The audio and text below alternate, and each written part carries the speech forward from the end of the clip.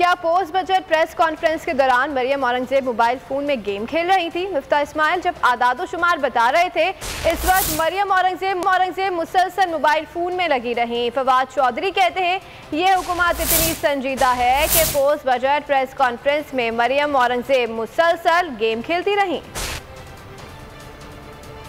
अहम post budget तकरीर जारी थी। अवाम पर महंगाई के बम गिराए जा रहे थे और वफाकी वजीर इत्तलात शायद एंग्री बर्ड गेम खेल रही थी। अरे नहीं, मरियम औरंगजेब अवाम के दुख से बाखबर हैं। बस जरा थकान दूर करने के लिए मोबाइल देख रही होंगी। बजट तो वजीर खजाना ने बनाया है, प्रेस कॉन्फ्रेंस भी वही कर रहे हैं। फारिग बैठकर क्या करती? इंसान को थोड़ा मनमौजी होना चाहिए। शायद कोई मूवी देख रही होंगी या ऊपर से खास अहकामात मिल रहे होंगे। और बजट तकरीर के दौरान भी व्हाट्सएप सियासत ऑन होगी। जो भी बजट हो, महंगाई हो, अवाम पिस रहे हो, कोई कुछ कह रहा हो, रो रहा हो, मरियम औरंगजेब कहती होंगी दिल तो बच्चा है जी।